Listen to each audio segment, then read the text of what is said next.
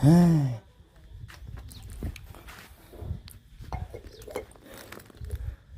อสิบ่ได้ไปแล้วบัดนี้โดยรู้สึกนี่ได้พอว่านี่ก็ได้รู้สึกยังคือเสียใจอยู่แน่เนาะเสียใจในใจนี่อยากไปอยู่บ่อยากไปอยู่ไปดินไปแอนเนาะโดยไปดินไปแอนน้ำพ่อแต่น้องนุ่มนี่ไปมาได้บ่เป็นหยังนอกก็ให้สั่นเป็นอะไรอีกให้บ่อยากให้ร้านไปน้องหยังน้องเทน้องเทให้เฮ็ดหยังเราบ่อยากเอาพุ่นน่ะเพื่อนมึงก็ไม่ต้องมาใกล้พุ่นน่ะคือแยกกัน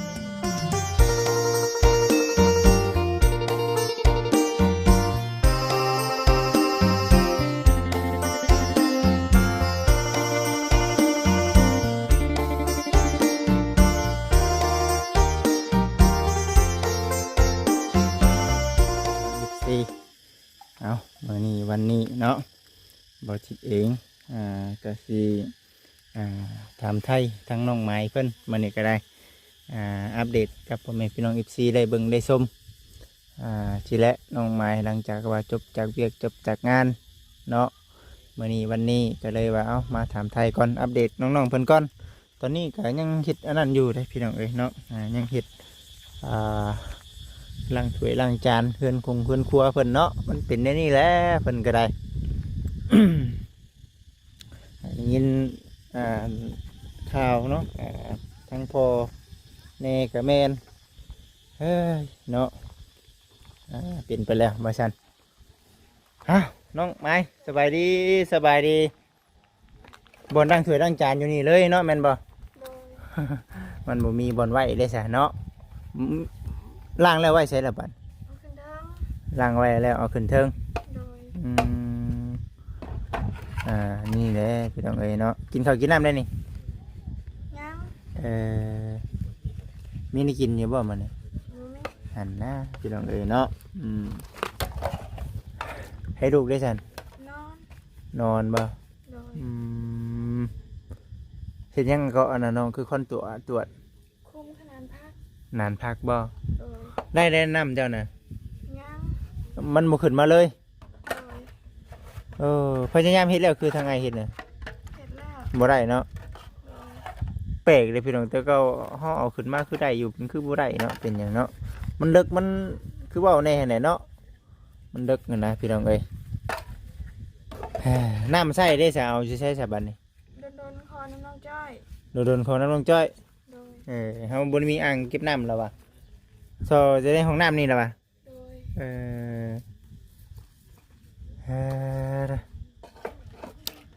เอาพอบ่ได้มาได้บ่บัดนี้พอบ่ได้มาพอให้แล้วบ่ให้แบบนั้นคือว่าตามใจเพิ่นอยู่เพิ่นให้เฮาว่าเพิ่นได้คิดมาแล้วจักสิว่าให้ไปได้เนาะ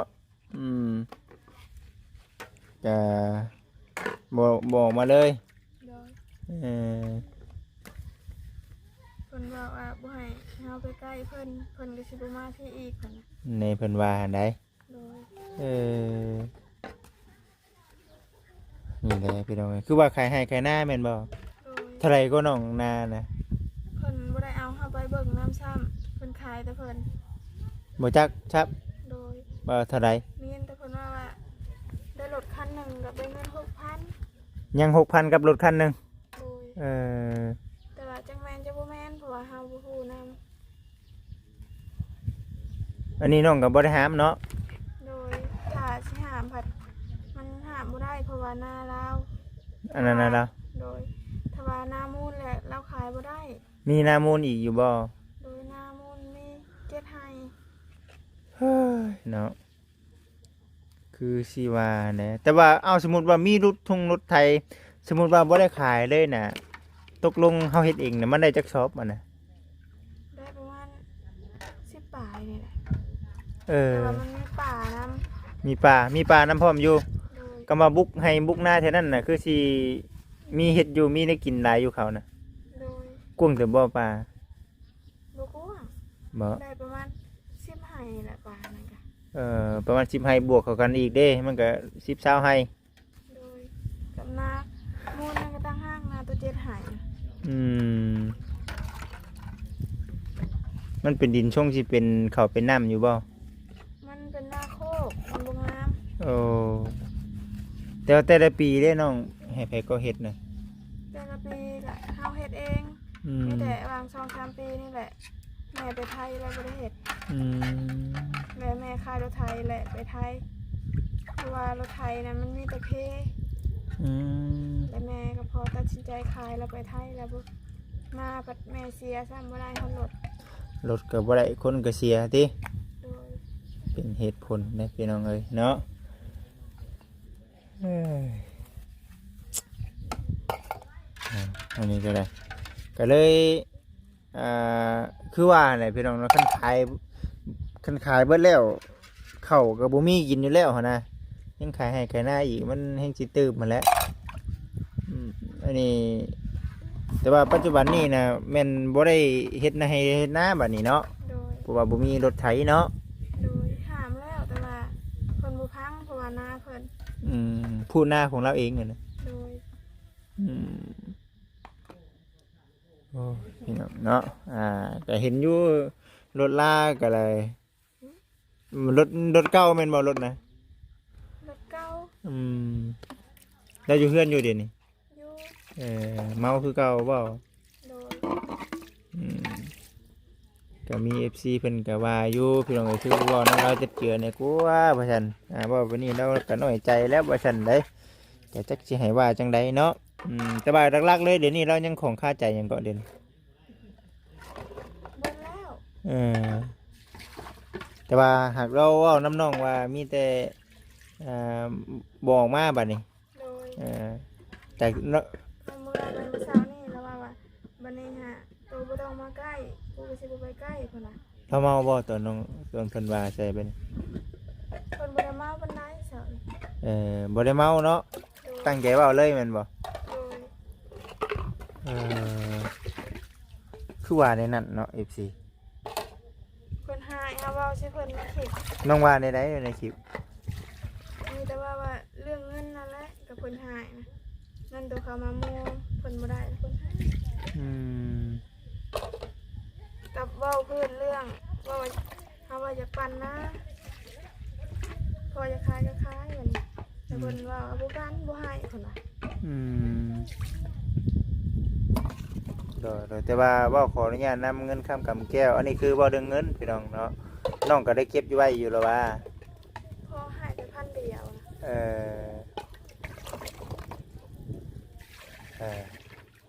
เงินคนมามุงมาทานเด้ฉัน ก็เพิ่นให้200,000เพราะว่า อืม ซื้อหันซื้อนี่นำ แมนเพราะว่าเฮาก็เบิ่งอยู่เนาะการงานเฮาจักหน่อยอันนั้นแน่จักหน่อยอันนี้แน่ได้พี่น้องเอ้ยเนาะเพราะว่าชื่อของมาใส่ให้เขตคนมากินแน่อันนั้นบ่พออันนี้บ่พอก็เอาเงินคนมามุงมาทานหั่นแหละ โดย แม่นบ่ โดย ยันบ่ทั่วบ่ถึงว่าซั่นนะพี่น้องเอ้ยอันนี้ก็คือเว้านั่นแหละความเป็นจริงแล้วฮอดบ่อยากให้มันเกิดเรื่องแบบนี้เกิดขึ้นพี่น้องเนาะเพราะว่าหนึ่งคือผู้รักผู้ใหญ่ผู้เพิ่นเฮ็ดน่ะคือเพิ่นช่วยเต็มที่แล้วนะขนาดเพิ่นอยู่ไกลๆเพิ่นแฮงช่วยหั่นนะก็เลยเพิ่นเลยบ่ให้ออกไปบัดนี้บ่ให้ไปใกล้ โดย น้องคิดว่าจังไดล่ะบัด ขอให้ไปก็ไป เออ เพราะว่าฉันพอไปแบบมีแต่ว่าพออยากได้หยังนำเพิ่นว่า เออเนาะไอ้คืนยิงข่าวว่าเพิ่นสิลงไทยมื้อใดซะ เพิ่นบ่ลงเนาะเพิ่นได้รถเลย เนาะได้ยินเพิ่นว่าอยู่พี่น้องเอ้ยเนาะพากันถามมื้อน่ะเจ้าลงไทยเจ้าสิเอาเงินไสว่าซั่นน่ะนะข่อยมีว่าซั่นข่อยมีอยู่แล้วว่าซั่นน่ะนะข่อยมีอยู่แล้วว่าซั่น กับถามกับบ่เวียงมื้อน่ะมีได้ใช้เหรอว่าซั่นข่อยมีอยู่เห็นเอาไปมาเพราะว่าโอ้ยมีก็มีย้อนไข่หน้านี่ได้แม่นบ่ โดย อืมก็เลยคือสิเป็นตัวนี้แหละคิดออกแหละพี่น้องเอ้ยก็เบิ่งคลิปไปนำแล้วก็คิดไปนำได้พี่น้องเนาะแต่ว่าสิเว้าหยังหลายก็บ่ได้เพิ่นจะขายก็ขายเพราะว่าเฮาก็บ่มีสิทธิ์มาห่วงมาห้ามเพิ่นได้เพราะว่าเพิ่นก็ตั้งจิตตั้งใจอยากขายอยู่แล้วแม่นบ่ โดย คันสิห้ามก็ห้ามบ่ได้เนาะ โดย เออพี่น้องเอ้ยเอ้าเนาะล้างให้มันนั่นโดดน้องเอ้ยก็คือว่าแหละเนาะอันนี้คืออยู่ทางใต้ด่างเป็นชั้นดันเป็นของทางน้องไม้เพิ่นเนาะก็สิในนี่แหละ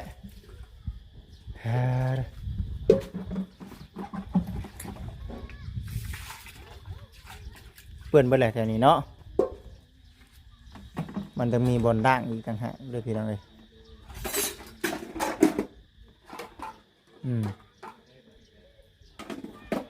ได้แล้วก็เก็บไว้แบบนี้เนาะ ประเภทพวกเครื่องใส้เครื่องซอยขึ้นอยู่ในขึ้นครัวมีแต่แบบนี้เท่านี้บ่ โดย นี่แหละพี่น้องเอ้ย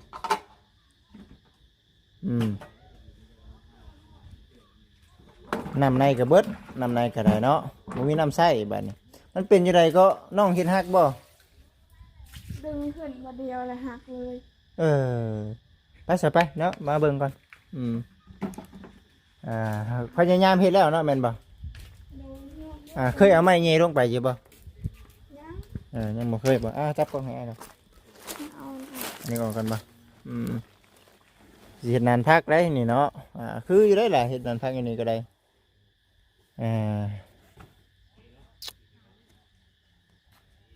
ได้บ่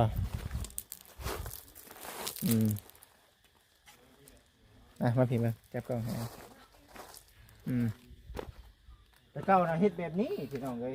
แต่เก่านี่จะขึ้นอยู่แต่เก่านะแต่เก่านะเฮ็ดแบบนี้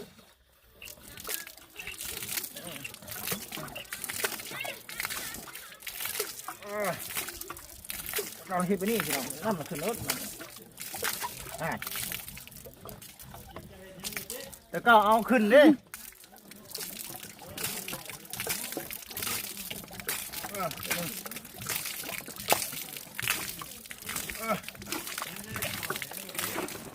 แม่นบ่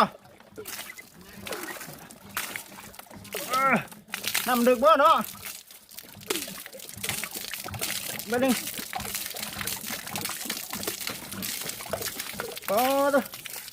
บ่ได้ได้น้องใหม่บ่ขึ้นเนาะ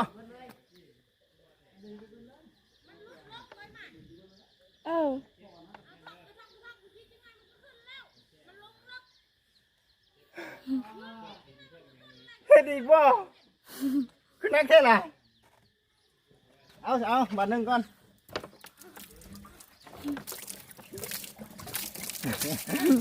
หน้าแดงเข้าเลยพี่น้องเอ้ยมันลุ่งเลิกคนวะ มันก็ยั่วกันเปลี่ยนยั่วกันน้องน้ำยังบ่ขึ้น บ่ขึ้นบ่ บ่ขึ้น เพิ่งเติมแม่นบ่ เพิ่ง โอ้ยยาเลยจ้ะ ขุนน้ำขุนจนขึ้นมาเลยยังบ่ลุกขึ้นอยู่ แม่นบ่ขนาดน้ำขุ่นนี่เนาะมึงเนาะ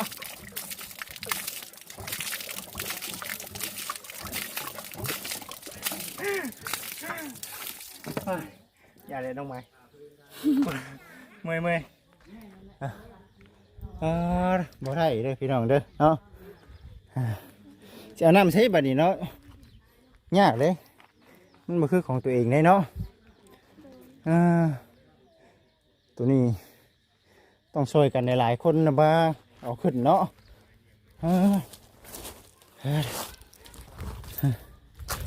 เดี๋ยวแต่เก่าก็เห็ดไปนี่แหละมันก็ขึ้นอยู่ก็บ่ขึ้นแบบนี้เนาะ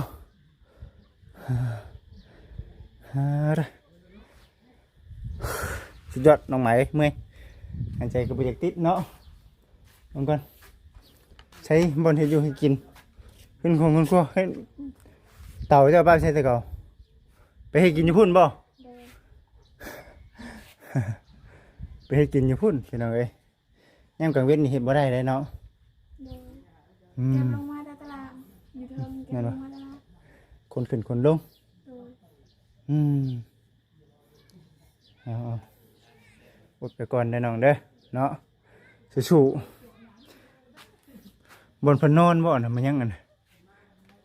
เป็นว่าสิปลูกตอนเฮ็ดกินน่ะ มันยังดำๆมันนะ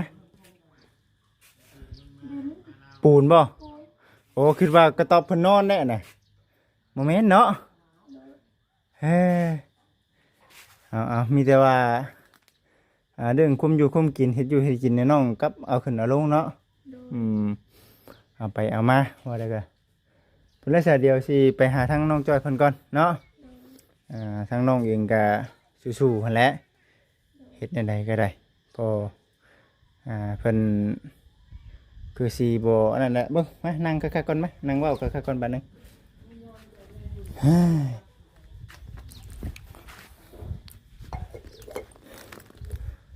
คือสิบ่ได้ไปแล้วบัดนี้ โดย รู้สึกนี่ได้พอว่านี่ ก็ได้รู้สึกยัง คือเสียใจอยู่แน่เนาะ เสียใจ ในใจนี่อยากไปอยู่บ่ อยากไปอยู่ ไปดินไปแอนเนาะ โดย ไปดินไปแอนน้ำพ่อแต่น้องหนุ่มนี่ไปมาได้บ่เป็นหยัง นอกก็ให้ว่าซั่น เป็นอะไรอีก ให้บ่อยากให้ร้านไป น้องหยังน้องเท บางที ให้เฮ็ดอีหยังฮู้ เรา บ่ บ่อยากเอาพุ่นน่ะ เออ เพื่อนมึงก็มีบ่ต้องมาใกล้พุ่นน่ะ คือแยกกันเด้นี่เนาะธรรมดาคนเฮามันอันน่ะหน่อยเลยแต่มันยังเท่านี้หักเพลงกันไว้ดีเนาะ โดย โมเมนต์ว่าเพิ่นเฮ็ดเฮือนเฮ็ดซ่านให้ผู้รักผู้ใหญ่เพิ่นเฮ็ดเฮือนเฮ็ดซ่านให้โมเมนต์ว่าสิอยากให้ครอบครัวแตกแยกกันได้โมเมนต์เนาะคือเพิ่นเฮ็ดให้ก็ดีแล้วเนาะครอบครัวถูกต้องปรองดองกันเพิ่นแฮงดีใจ กับเพิ่นหายเมื่อวานนี้น้องเทแบบชวนหมู่มาเล่นกลางเว้นเฮาว่าบ่อยากให้เอาหมู่มาหลาย เออ มาเพิ่นจะเฮ็ดทานเฮ็ดนี่อุปถึกอยู่ อยู่เชิงเฮือนนี่บ่ โดยแล้วให้เมื่อแล้วเพิ่นหายว่า เอ ไล่น้อง ก็หมายความว่าน้องอันน่ะน้องหมายนี่ไล่น้องเมื่อ โดย คือเดี๋ยวนี้มันก็คันสิเอาหมู่เอาคู่มาดินกุกกิกมันก็บ่คือเนาะเบิ่งหั่นแหละบ่เนาะคือเป็นแนวนั้นนำบัดนี้เนาะทั้งอ้ายทั้งพ่อเลยพี่น้องเอ้ยทั้งน้องเนาะทั้งน้องทั้งพ่อ โดย น้องน้ำได้ซั่น น้องน้ำบ่ได้ว่าดอก บ่เป็นหยังน้องน้ำเนาะ โดย แต่ว่าผู้ที่ว่าเล่นผู้น้อยๆนั่นเด้ อยู่น้ำพ่อเพิ่นน่ะ มาอยู่บ่อยากมาอยู่บ่ บ่ ต้องเต้นติดพอดีน่ะเนาะ โดยข้าวพอบ่กินก็บ่กิน แม่นบ่ เบิดมื้อก็ได้ เออพอบ่พากินข้าวก็บ่กินติ โดย พาแรงพาง่ายเพิ่นได้ซะเนาะหนึ่งข้าวหนึ่งน้ำ นึ่งข้าวนึ่งน้ำก็จักได้น้ำจักบ่ได้น้ำ เนาะแต่ว่าน้องอยู่เฮือนสองคนกับลูกนี่คือไปงอมๆเงียบๆแบบนี้เนาะ โดย เอาอันนี้พี่น้อง FC ทุกท่านมื้อนี้วันนี้ก็ทางบ่จิตเองก็ได้มาแวะหาทางน้องไม้เพิ่นถ่ายบรรยากาศนี่แหละให้กับ FC ได้เบิ่งได้ชมในเรื่องเรือนซานลานเต้นเนาะก็ถือว่าแถวนี้ได้แต่แบบว่าเฮาป้าไว้แบบห้องโถงเนาะนั่งเย็นๆพี่น้องเอ้ยคำว่ามีบอนเฮ็ดอยู่เฮ็ดกินเฮือนครัวคุณครัวตอนนั้นเป็นจะได้สามีข่าวดีอยู่บ่ในเรื่องเฮือนซานลานเต้นเฮือนครัว บ่มีแม่นบ่เห็นว่าคำว่ามีข่าวดีกันยังว่าดีใจน้ำน้องเนาะคือเห็นใช่ไหมนี่เนาะปะกรุงเข่งหมู่มาเดียก็คิดว่าจังไรคันบ่คนขึ้นคนลงแต่มันสิแม่นบ่ล่ะเนาะ FC คนขึ้นไปคนขึ้นมามันสิเป็นในนั่นบ่เนาะก็เลยว่ามาหาน้องเพิ่นนี่แหละพอให้ทั้ง FC เพิ่นได้เห็นได้เบิ่ง แต่ว่าทางพ่อเพิ่นก็ บ่มาแล้วบัดนี้เนาะอืมเรื่องข้าวน้องเดี๋ยวนี้เป็นจังได๋เขายังอยู่เขาตัวเขามาโม่หั่นแหละ ข้าวเพิ่นมาหมู่นะ โดย ข้าวผู้ใหญ่เพิ่นช่วยๆเด้ เบิดแล้ว เบิดแล้วเนาะเหมือน เขาเอิ้นก็พออยากได้น้ำพอปั่นกัน เออได้ว่าได้ล่ะบัด เพราะว่าบ่แม่นข้าวเฮาพุ่นล่ะแลอยากปั่นกัน เออ เขามาโม่เฮ็ดบุญนำแม่พุ่นล่ะแต่ปั่นกัน ปั่นบ่บัด ปั่น ยังหลายบ่ ข้าวชอบเดียวนะ ข้าวสารชอบหนึง โดย ปั่นกันคนละครึ่ง โดย แต่ความเป็นจริงนี่คือข้าวนี่บ่มีจักดีเลยแม่นบ่ข้าวเจ้าของนี่ บ่มี บ่มีเลยแม่นบ่ โดย ได้อยู่ได้กินกันนี่ย้อนทั้งผู้รักผู้ใหญ่แม่นบ่ โดยว่านี่ไปหาหน้ำไม้วันนี้ เออไปหาไม้ลูกได้ซั่น อยู่น้ำนองน้ ให้น้องน้ำเอา ำโดย เออไก่บ่น้องไปหาหน่อไม้ ไปไกลหั่นน่ะ พอได้กินอยู่บ่ โดย เออเฮ้ยระมัดระวังอะไรน้องไอ้สิแลเนาะ FC ก็ว่าอยู่เนาะสิปาไว้ลูกไว้น้ำพ่อกับป้าบ่ได้เนาะว่าซั่นพ่อก็เอาบ่ได้แล้วว่าซั่นพ่อก็บ่คือพ่อว่าซั่นนี่ก็เลยว่าเอ้าตามสภาพการนี่แหละพังไปเด้อน้องเด้อสู้ๆไป โดย เลยก็ยังสิหากบ่เวียงบ่ได้ไปเลยเนาะแม่นบ่เด่นมันไปอยู่บ่หาพ่อ ไม่ได้ไป มันไปแม่นบ่ โดย เนาะไปสาย FC มีหยังก็คอมเมนต์กันเข้ามาเด้อพี่น้องเด้อคอมเมนต์กันเข้ามาให้กำลังใจน้องหมายเพิ่นเนาะปัจจุบันนี้ก็งงๆเงียบๆอยู่กับน้อง2คนกับลูก2คนสู้ๆแหละขอนำซ้ำปลาก็คอยเฮ็ดไปเด้อน้องเด้อ โดย เอาแล้วมื้อหน้าสิมาหาใหม่คลิปมาเนาะ โดย โอเคเอามาสบายดีเด้อพี่น้องเด้อ